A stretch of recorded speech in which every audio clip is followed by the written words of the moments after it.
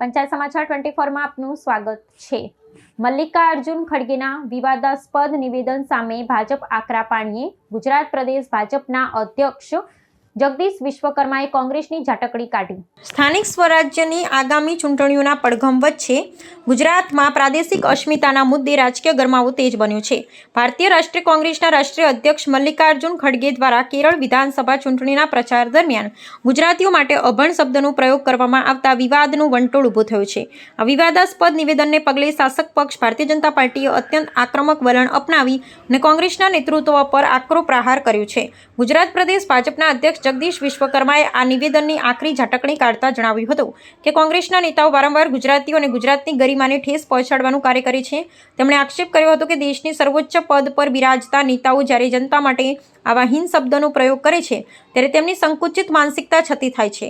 જગદીશ વિશ્વકર્માએ વધુમાં ઉમેર્યું હતું કે ગુજરાતીઓ પોતાની મહેનત અને બુદ્ધિ પ્રતિભાથી વિશ્વભરમાં ડંકો વગાડી રહ્યા છે ત્યારે તેમને અભણ કહીને સંબોધવા એ સમગ્ર રાજ્યની પ્રજાનું ઘોર અપમાન છે।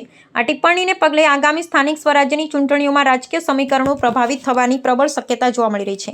ભાજપ આ મુદ્દાને જનતા વચ્ચે લઈ જઈ અને કોંગ્રેસને ઘેરવાની રણનીતિ ઘડી રહ્યું છે, જ્યારે સામાજિક સંગઠનોમાં પણ આ નિવેદન પ્રત્યે છુપ્પો રોષ જોવા મળી રહ્યો છે। રાજકીય વિશ્લેષકોનું માનવું છે કે અસ્મિતા અને સન્માનના આ મુદ્દાને કારણે આગામી દિવસોમાં રાજ્યનું રાજકારણ વધુ ઉગ્ર બની શકે છે, જેની સીધી અસર મતદારોના વલણ પર પડવાની ભીતિ સેવાઈ રહી છે। They are very clever. They are educated.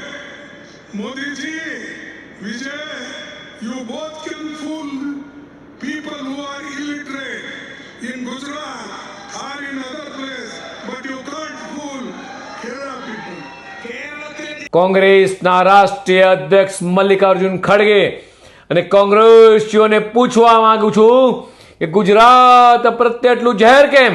વારંવાર ગુજરાતીઓને જ કેમ ટાર્ગેટ બનાવવામાં આવે છે? ગુજરાત અને ગુજરાતીઓને તેમની આટલી બધી ઈર્ષા શેના માટે છે? કેરળની ચૂંટણીના ઉન્માદમાં કોંગ્રેસના રાષ્ટ્રીય અધ્યક્ષ મલ્લિકાર્જુન ખડગેજી ભાન ભૂલ્યા છે ત્યારે ચૂંટણી પ્રચાર દરમિયાન ખડગે દ્વારા ગુજરાતીઓને અભણ અને મૂર્ખ કહેવામાં આવ્યા છે।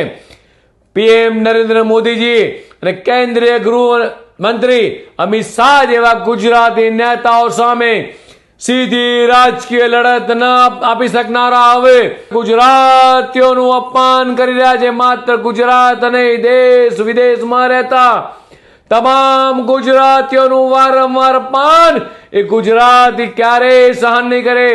આ નિવેદનથી કોંગ્રેસની ગુજરાતની વિરોધી માનસિકતા ફરી બહાર આવી છે। અગાઉ પણ ટીએમસીના સાંસદ દ્વારા ગુજરાતીઓને સ્વતંત્ર સેનાનીઓ અંગે અપમાનજનક નિવેદન કરાયું છે।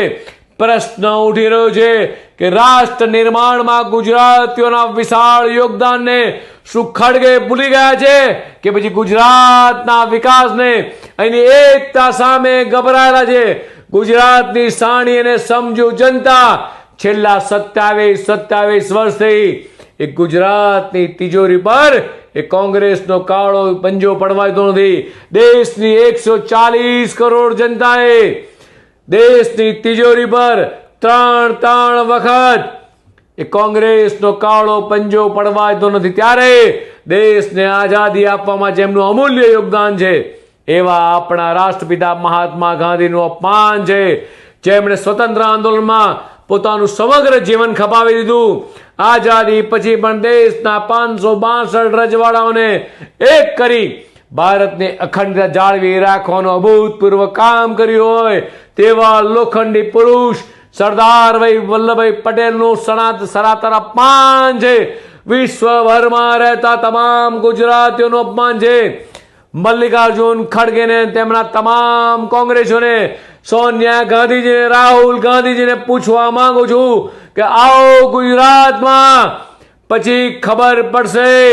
આ વખતે અભણ કહેવાયેલી જનતા તમને ચોક્કસ જડવાતોડ જવાબ આપશે।